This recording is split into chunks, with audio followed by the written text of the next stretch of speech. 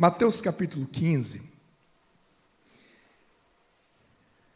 a partir do versículo 29,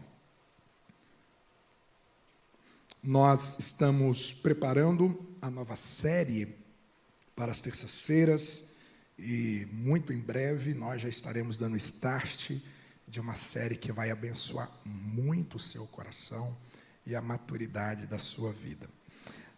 Mateus 15, versículo 29. Partindo Jesus dali, veio ao mar da Galileia e subindo a um monte, assentou-se lá. E vieram a ele grandes multidões que traziam consigo coxos, cegos, mudos, aleijados e outros muitos, e os lançaram aos pés de Jesus, e ele os sarou. De tal sorte que a multidão se maravilhou vendo os mudos a falar, os aleijados sãos, os coxos a andar e os cegos a ver, e glorificava o Deus de Israel.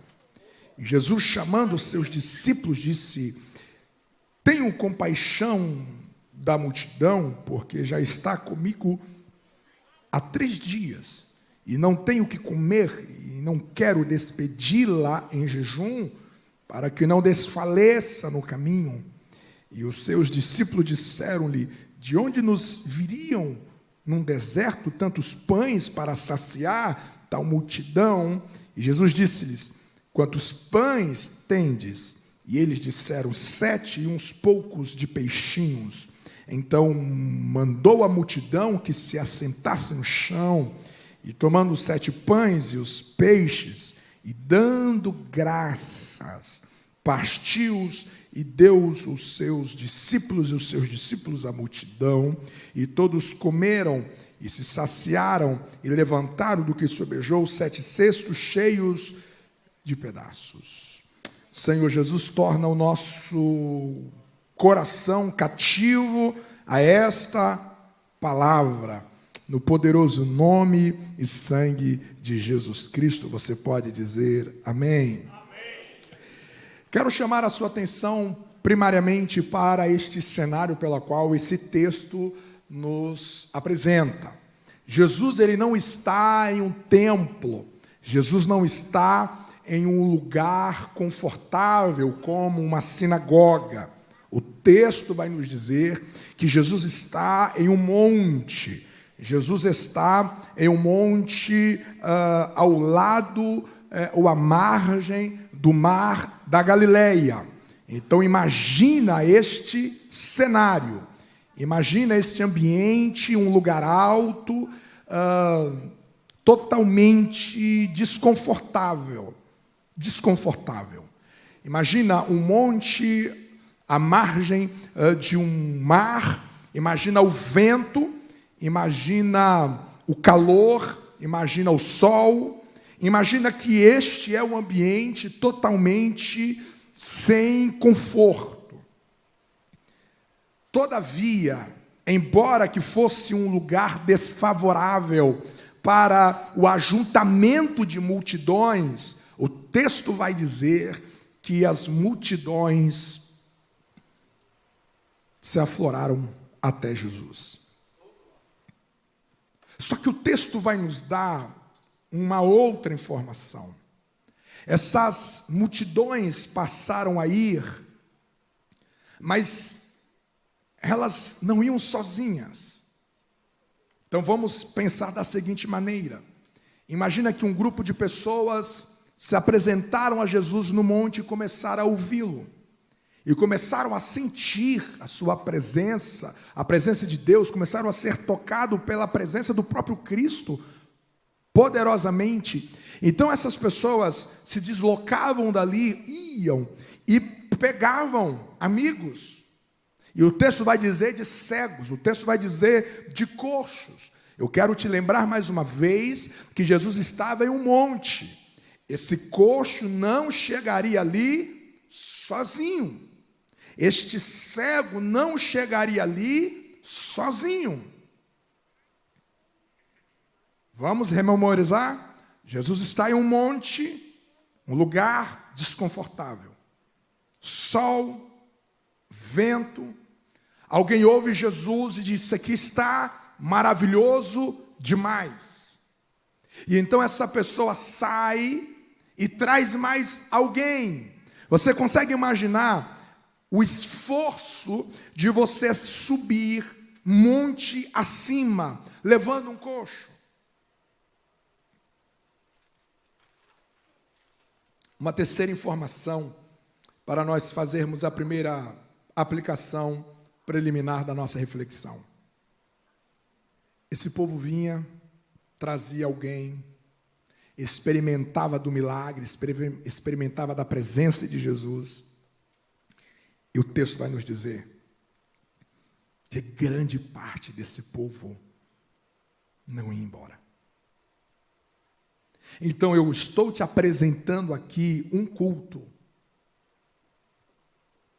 que já durava 3 dias.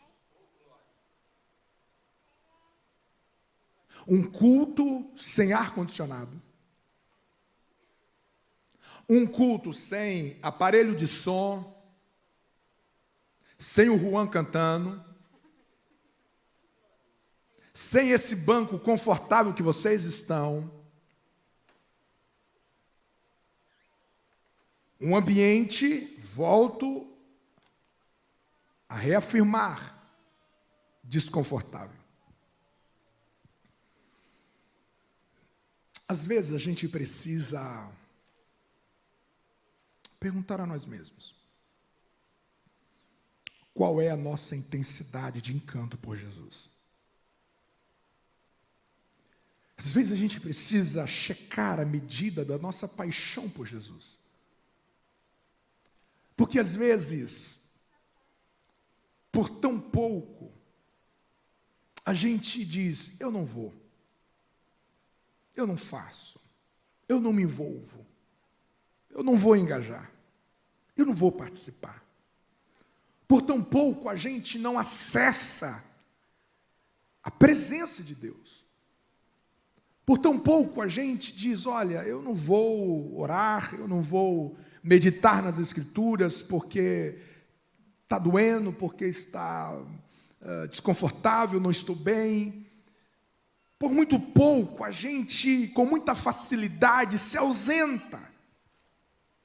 ausenta de um ambiente que Jesus está se manifestando.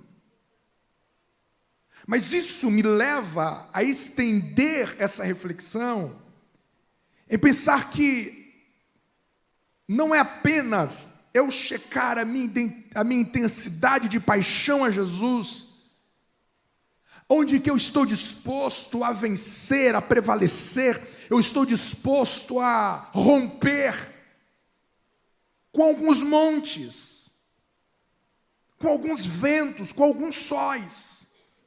Eu estou disposto a romper com muitas resistências naturais, não são nem demônios. O monte não é demônio. O vento, o sol escaldante, não tem nada a ver, não tem nada de espiritual, são desconfortos naturais da existência. E às vezes eu tenho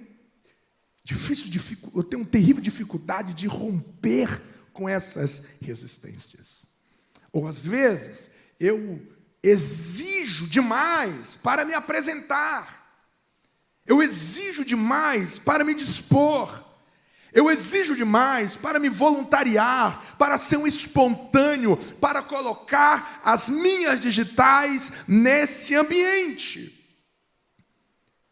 Mas de repente, eu sou confrontado nesse texto, qual é a probabilidade de eu me sentir confortável na presença de Jesus?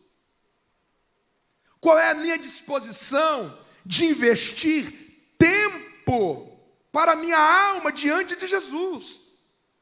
Eu estou falando de um culto de 3 dias. E ninguém quer ir embora. E não é porque eles não tinham nada o que fazer. Seria presunçoso demais da nossa parte em dizer que esse povo era todo mundo desempregado. Eles tinham seus afazeres. Eles tinham seus compromissos familiares, pessoais, de trabalho. Mas havia algo naquele ambiente, havia algo na presença de Jesus, que era algo tão poderoso, que era algo tão sobrenatural, que eu não consigo sair daqui, eu não quero perder o que Ele está servindo nessa atmosfera. Quantos relatos dos nossos irmãos que passavam vigílias, e quando eu falo de vigílias, de 10, 15 anos atrás, 20 anos atrás, eu cresci no lar de muitas vigílias. Quantas vezes acontecia vigília na minha casa, meus pais iam na casa de obreiros, de pastores, e eles passavam a noite orando. Era aquela vigília que começava às 10 horas da noite e chegava às 6, 7 horas da manhã, e era oração. Quantos testemunhos eu já tive, já recebi o testemunho de muitos irmãos contando que eles participavam dessa vigília, ia dando a hora, gente, já está dando 2 horas da manhã, 3 horas da manhã, gente, amanhã eu preciso trabalhar, mas eu não quero sair daqui, isso aqui está tão gostoso. E essas pessoas atravessavam uma noite inteira acordado, saíam da vigília para o trabalho.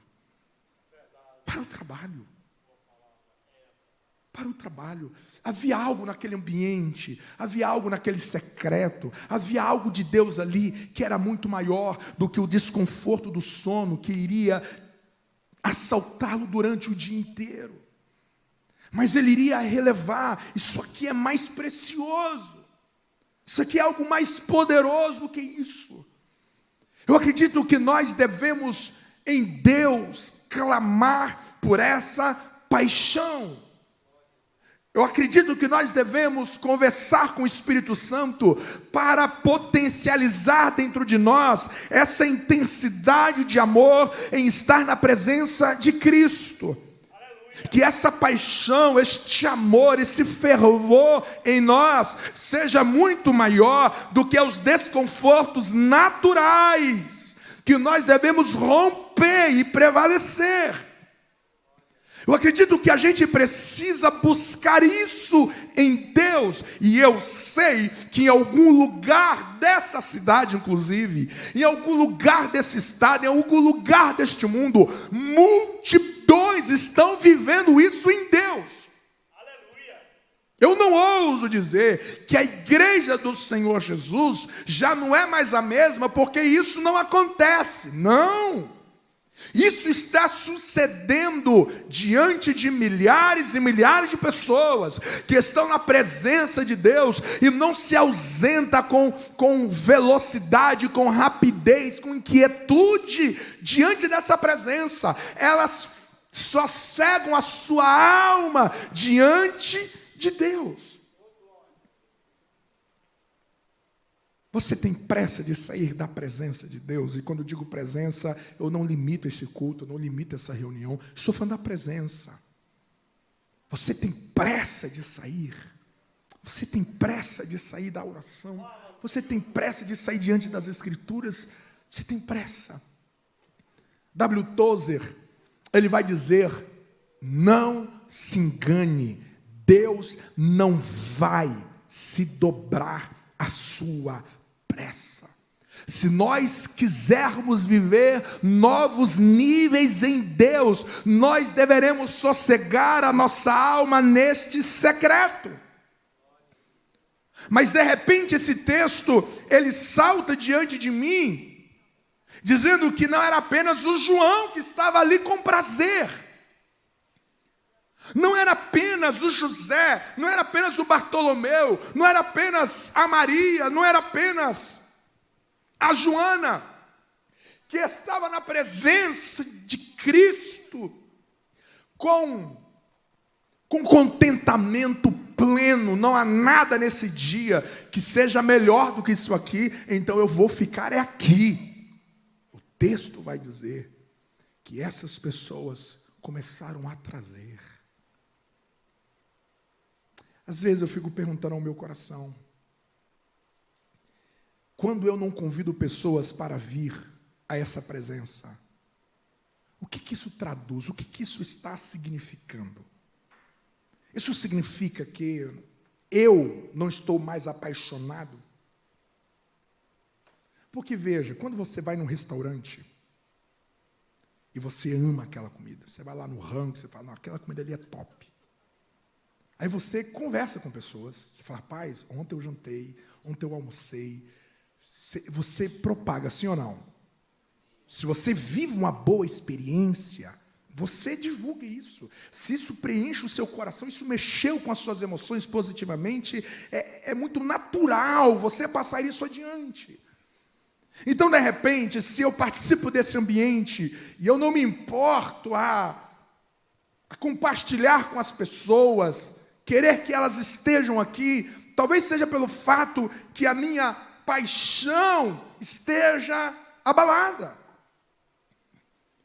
Essas pessoas, elas tiveram coragem e ousadia de romper com a dificuldade geográfica daquele ambiente e levar esses coxos.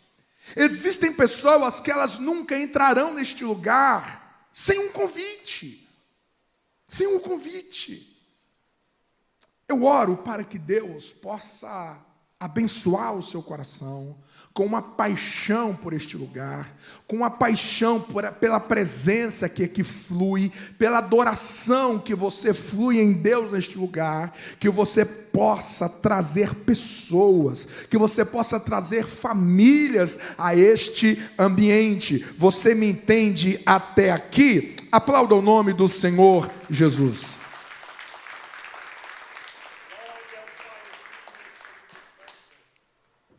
Eu quero te dar 3 palavras para você ir pensando para casa.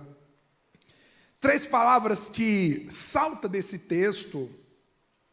Eu acredito que são 3 princípios que devem nortear a sua vida em todas as suas áreas. 3 palavras que devem nortear a sua vida, que eu acredito que sejam princípios que sintetiza, que resume a nossa vida cristã, para sermos bem-sucedidos em quaisquer circunstâncias à nossa volta. A primeira palavra que eu quero destacar nesse texto é o verbo perceber. Perceber. Eu quero que você lembre comigo o texto lido e observa que esse povo já estava com Jesus há 3 dias. Mas você percebe que os discípulos não se moveram até Jesus, dizendo, então, Jesus, eu estou percebendo que existe uma inquietude nesse povo, porque a comida já acabou. Acabou. Esse povo está aqui, Senhor, desconfortável. E então, eu estou preocupado, porque eu estou percebendo uns rumores ali, que tem gente com fome, mas não tem mais comida. Você não vê essa percepção por parte dos discípulos. Essa percepção, ela vem por parte de Jesus. E percebe que ela é uma percepção, ao mesmo tempo lógica, mas ao mesmo tempo ela é não lógica. Porque eu poderia pensar o seguinte: se essas pessoas estivessem tão desconfortáveis, no sentido de fome, elas poderiam ir embora. Eles poderiam ir embora. Mas não, a multidão continuava aglomerada. Mas Jesus percebe algo por debaixo da superfície. Ele percebe que esse povo já estava faminto. E estava em um grau tão intenso que o texto vai dizer que a probabilidade deles retornassem para casa e desmaiassem no caminho era muito grande. Gente, ouvi uma pregação com fome, olha, a pregação era boa demais, gente, olha. Jesus pregando, esse povo com fome, ninguém queria ir para casa comer. Perceber. Você deve orar pedindo ao Senhor percepções. Percepções para você enxergar aquilo que está além dos seus olhos. percepções para você discernir aquilo que está por debaixo da superfície. Perceber mudanças de cenários, perceber necessidades à sua volta. Perceber dificuldades diante de você. Perceber os reais desafios diante de você. A gente deve orar ao Senhor para que não nos falte percepção. Porque uma das grandes armas que o diabo tem contra nós é a ignorância. É a ignorância.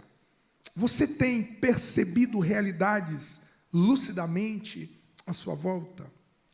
Você tem percebido ambientes com lucidez, com discernimentos, com sensibilidades? Quando você olha hoje para a sua casa, você olha para a sua família, o que você percebe? O que você percebe por detrás desse homem de carne e osso, dessa mulher de carne e osso, desse filho ou filha de carne e osso? O que você percebe quando você olha para o seu trabalho? O que você está percebendo no cenário do seu ambiente de trabalho? As mudanças que estão acontecendo, que se você não se atualizar, se você não se aperfeiçoar, você ficará para trás. Você terá sérias dificuldades de viver uma vida profissional saudável. Quando você olha para a igreja, o que você percebe? O que você percebe além de uma liturgia rotineira? O que você percebe? Aonde que você está? Às vezes, os nossos olhos, eles são tomados por camadas grossas, camadas insensíveis, que a gente não consegue perceber. Olha, que quando Jesus vai perguntar o que vocês têm, logicamente, a resposta é quase nula. Diante disso aqui, nós não temos nada. Nós temos nada. O que você tem percebido nesse tempo? Será que o seu olhar, ele só é um olhar assim, impositivo da vida? Será que o seu olhar para a igreja, para o futuro da igreja, é só um olhar assim, de fracasso? Aquele olhar que você olha para a história assim, você olha para frente, tudo que você vê é um contexto nublado, cinzento, hostil. Será que é apenas isso que você percebe? Será que é só isso que você consegue discernir? Talvez no meio de uma dificuldade que você se encontra, será que o que você percebe é apenas o deserto? O vazio do deserto, a sequidão do deserto? Será que tudo que você percebe é solidão? Tudo que você percebe é aquilo que conspira contra você, que conspira contra a sua história? Nós devemos buscar o Espírito Santo para que ele venha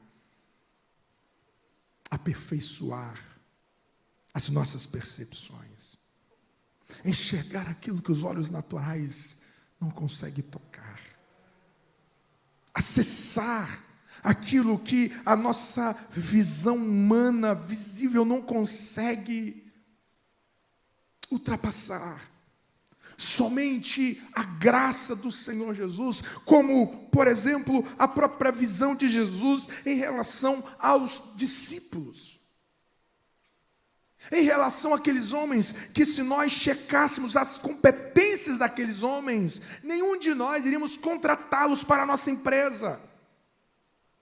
Nenhum de nós iríamos contratá-lo para uma missão mundial de expansão de um negócio. Mas Jesus olha para aqueles homens e ele consegue perceber algo. Ele consegue discernir um potencial naqueles homens. Nós devemos orar ao Senhor para que nós possamos ter essa percepção das pessoas à nossa volta. Que nós tenhamos essa percepção da vida, que nós tenhamos essa percepção que ao olhar para a multidão, a gente consegue perceber o que está acontecendo dentro delas, dentro das pessoas. E essa percepção, ela não é natural. Esse discernimento não é oriundo de técnicas de comportamento humano. Essa percepção fala de uma ação de Deus na nossa alma, no nosso coração, que vai contrariar aquilo que os nossos olhos estão vendo. Perceber é um dos grandes segredos de você ser bem-sucedido em qualquer área que você esteja. Você perceber o nosso tempo, você discernir o nosso tempo. Você discernir quais são as novas ferramentas que você precisa exercitar. Você precisa perceber quais são as oportunidades que Deus está te dando de crescimento. Quais são as oportunidades que Deus está te dando de novas conexões. Quais são as oportunidades que Deus está te dando de exercitar aquilo que Deus colocou dentro de você, de expandir a sua chamada, o seu talento, de expandir a sua profissão, de expandir o dom que o Senhor te deu. Você precisa clamar ao Senhor por essa percepção. Jesus, ele percebe. Ele percebe. Ele percebe aquilo que estava dentro das pessoas. Perceber é um verbo que nós devemos conjugar na direção do Espírito Santo. Ore para que você consiga perceber o que Deus está vendo neste cenário. Talvez você enxergue algo muito escuro, talvez você enxergue algo muito fechado, trancafiado, mas não é assim que Deus está vendo. Não é assim que Deus está percebendo. E nós devemos, com a graça de Deus, com a direção do Espírito, perceber. Você pode dizer amém? A segunda palavra que salta diante deste cenário, que eu acredito que seja uma palavra como princípio para a nossa vida, é a palavra regozijar. Ela aparece no texto não como regozijar, mas ela aparece no texto como graças, ações de graças. A vida, ela será saudável e bem-sucedida se a percepção estiver lúcida, acesa, atuante, em ação. Mas a vida, ela será bem-sucedida se houver regozijo, se houver alegria. Alegria. Como se encontra a sua alegria, seu contentamento, esse estado interior de entusiasmo, de ânimo, esse estado de espírito, de disposição. Como encontra o seu regozijo? O seu regozijo em Deus, o seu contentamento em Deus, o seu contentamento diante da vida. Quais são os seus sorrisos? Sincero.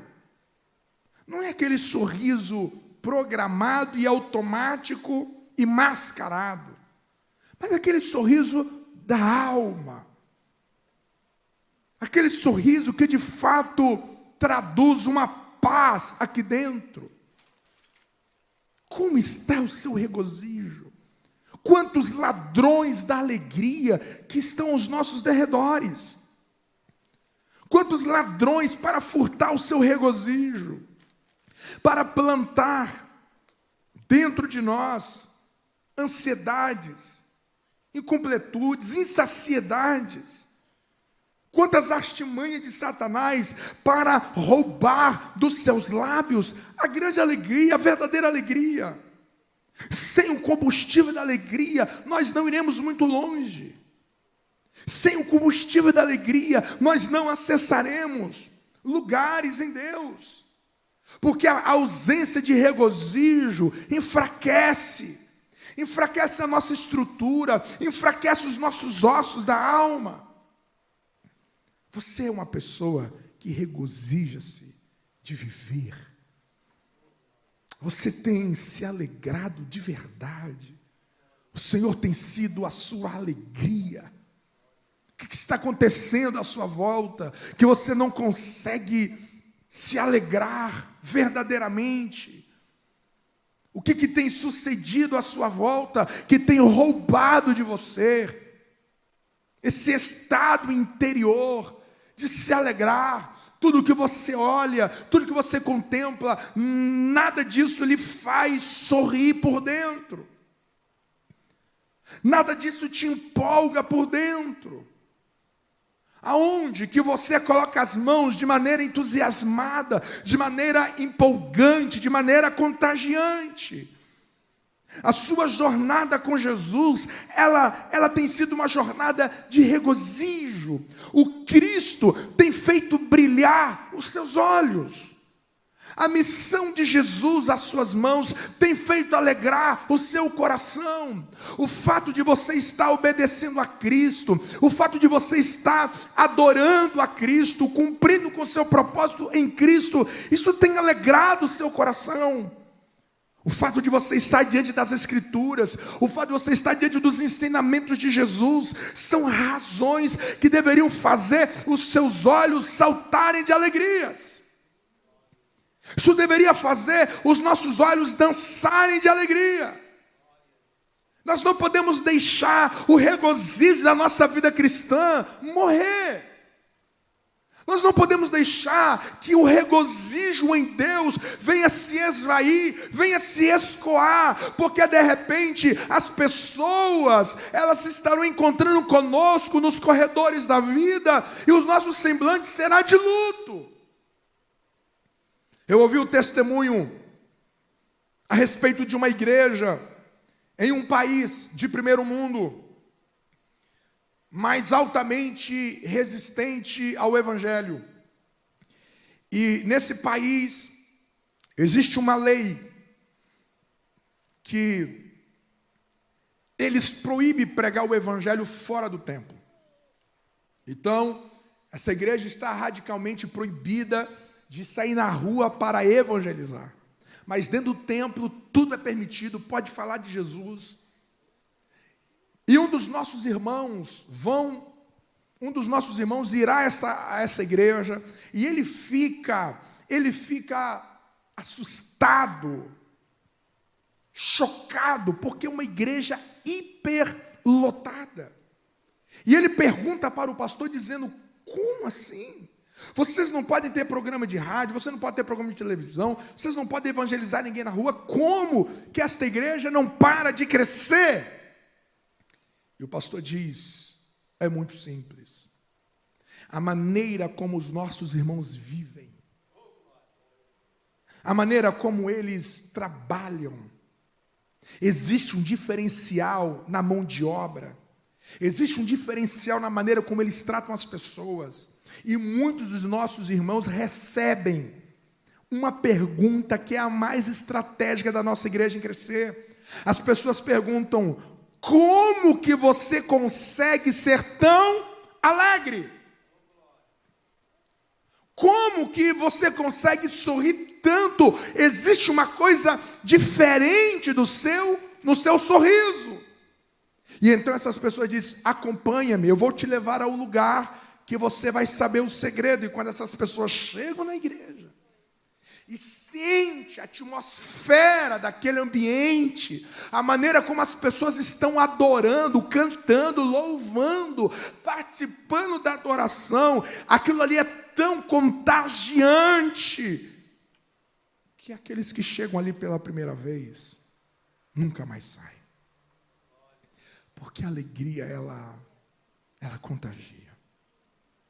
A alegria é uma grande ferramenta de evangelismo. É um grande sinal de esperança para aqueles que estão vivendo as maiores melancolias da alma. Ao olhar para alguém sorrindo, Deus pode usar o seu sorriso, a sua alegria, o seu regozijar.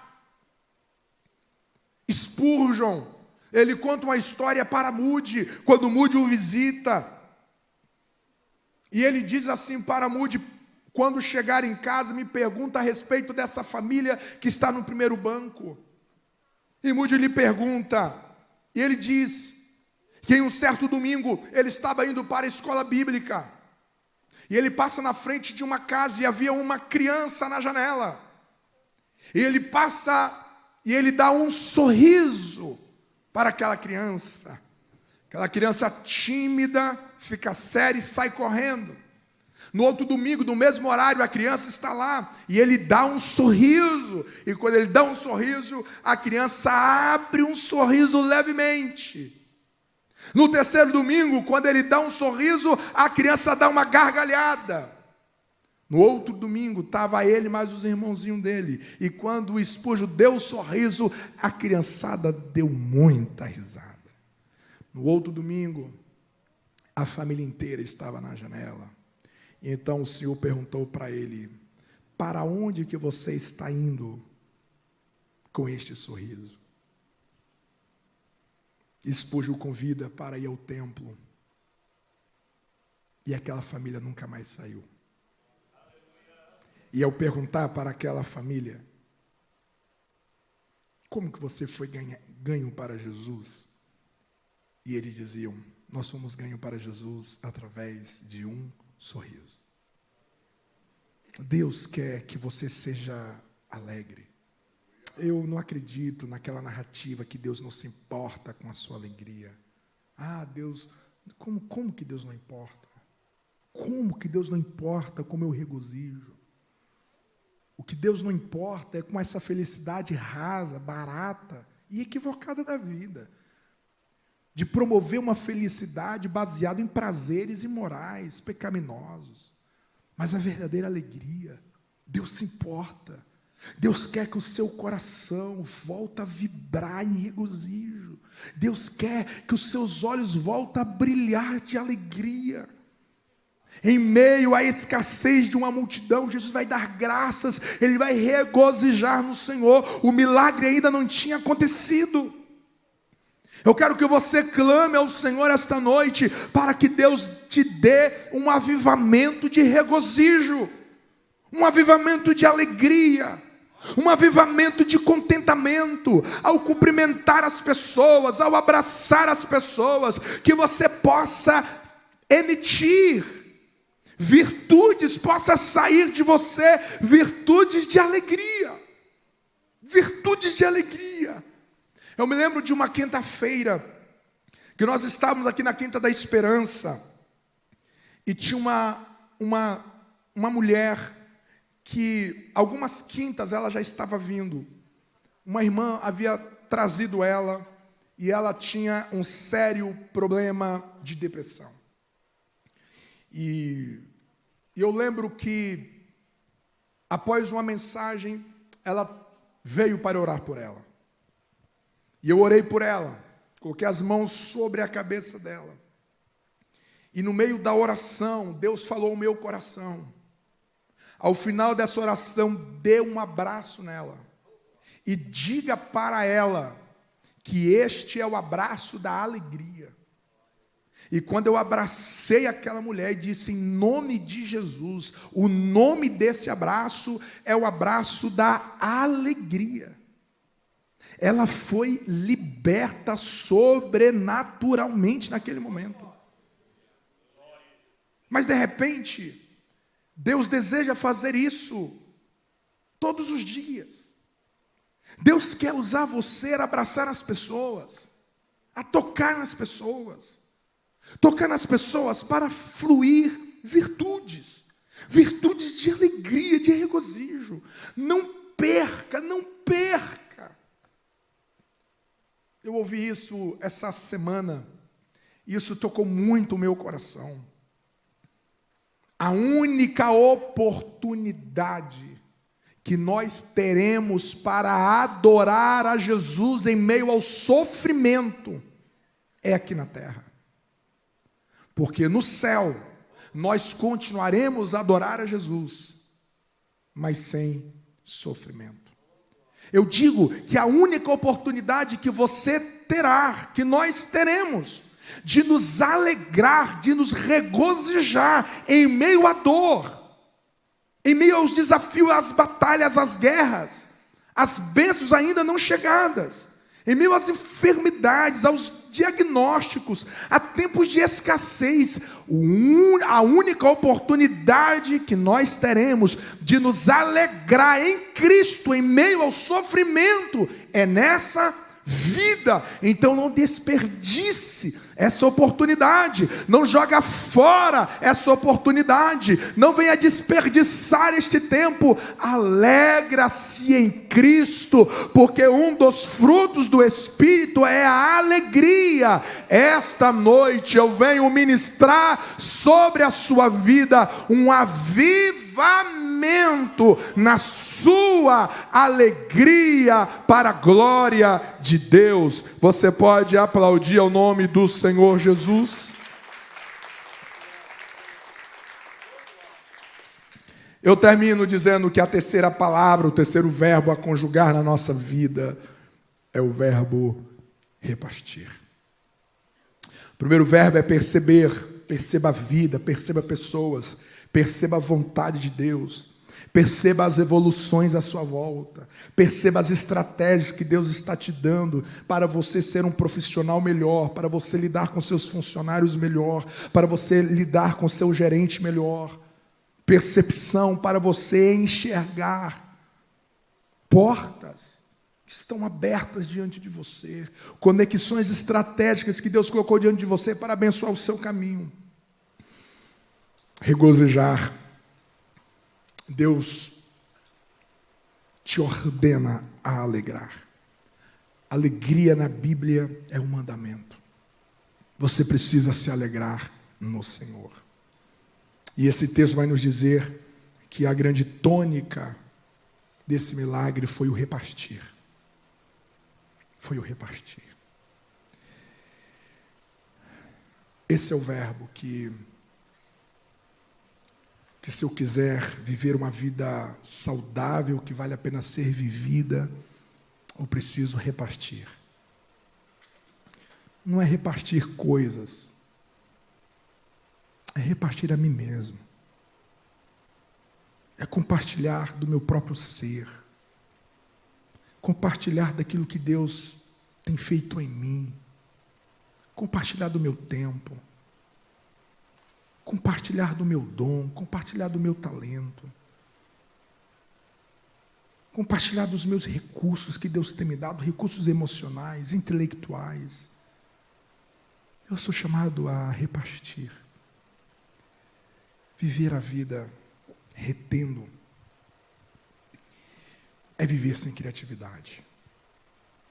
Há uma história que o Enio Cordeiro conta no seu livro Transformando a Sua Igreja numa Equipe, a respeito de dois homens que vão em busca de ouro, queriam ser ricos. E esses irmãos passam dias, semanas, meses e anos. E eles voltam todos os anos para visitar os pais e os amigos começavam a caçoar deles. Cadê o ouro? Cadê o ouro? Cadê o ouro? Cadê o ouro? Isso foi muitos anos. Um belo dia, eles já estavam dentro de uma mina consideravelmente profunda, e um dos seus irmãos sentiu a textura, era uma grande pepita. E ele, muito empolgado, começou a gritar, começou a pular, a comemorar. Os dois começaram a vibrar ali. E inesperadamente houve um soterramento, as estruturas devem ter sido abalada e desmoronou. Eles começaram a sair entre os escombros e um ficou preso. E o irmão mais novo disse: vamos sair daqui, porque senão nós vamos morrer. Nós vamos morrer. E ele dizia: não vou sair enquanto eu não conseguir tirar essa pepita aqui. E ele com a mão na pepita. Disse: não, nós vamos morrer. E ele tentou convencer o seu irmão, começou a convencer o seu irmão, e não conseguiu. E por último ele usa a frase: o que eu vou dizer para a mamãe, o que eu vou dizer para papai, o que eu vou dizer para os amigos? E então o seu irmão disse: diga para eles que eu morri rico. E para ele não morrer, ele sai e o seu irmão morre soterrado. Eu acredito que a grande verdade a respeito de muitos de nós é que nós vamos morrer rico. Nós vamos morrer rico porque nós vamos morrer sem entregar riquezas que era para a gente ter deixado entre as pessoas. A Bíblia vai nos dizer que Jesus viveu aqui a vida e ele voltou. A Bíblia vai dizer que, sendo ele rico, se fez pobre. Toda a riqueza que o Pai havia colocado dentro dele para servir as pessoas, ele entregou tudo. Você não foi chamado para morrer rico. Você foi chamado para morrer pobre. Você precisa entregar esses valores, esses sonhos. Eu falava hoje com meu tio, e ele veio me parabenizar pelo livro, e ele dizia: meu sobrinho, rapaz, eu devo ter 3 livros na minha mente. E um certo dia eu vindo do trabalho e Deus me deu um tema, e por quase uma hora, o Espírito fluiu em mim. Se eu pegasse uma caneta, se eu digitasse, seria um grande livro. Eu compartilhei com um dos meus amigos aquilo, o meu amigo ficou impressionado. E quando ele dizia isso, a minha mente viajava. E eu pensei: quantos livros que nunca serão escritos? Nunca serão escritos. Não é porque não houve escritores, é porque os escritores decidiram morrer ricos.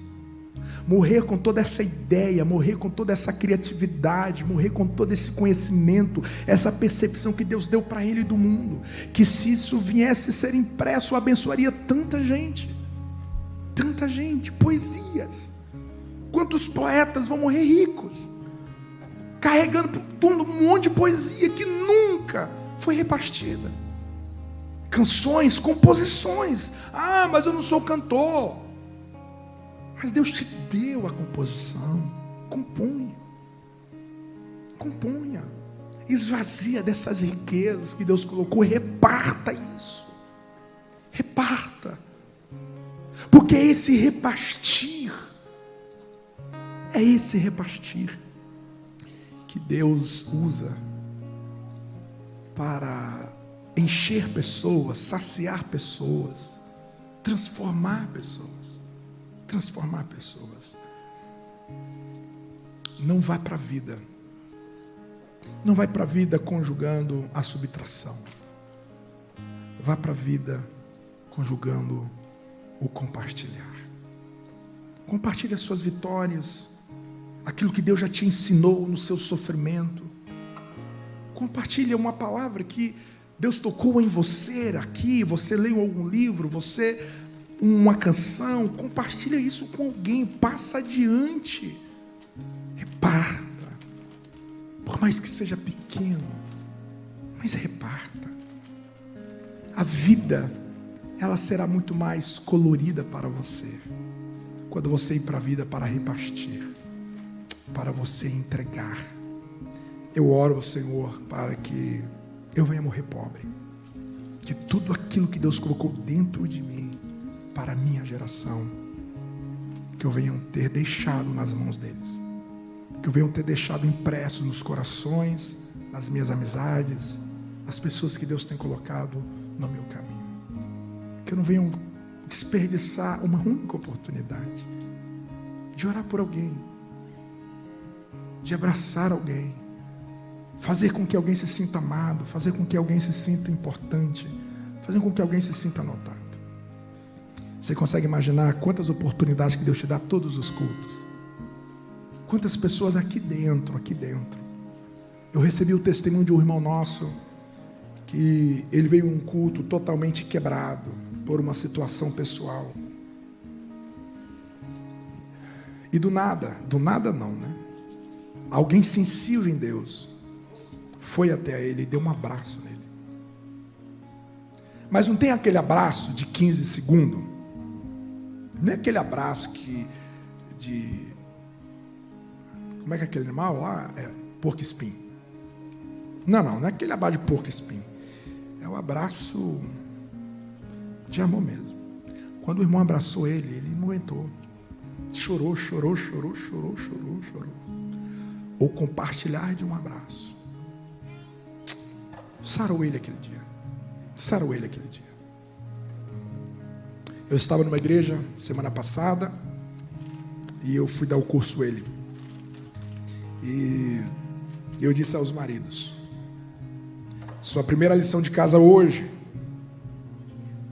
é chegar em casa e dar um abraço de 15 segundos na sua esposa e nos seus filhos. E não é abraço de lado não, é de frente. As esposas pensavam que Jesus estava voltando. Achavam que os maridos estavam despedindo delas. Você não faz ideia do impacto disso. Essas mulheres se sentiram especiais demais. Porque alguém decidiu compartilhar, repartir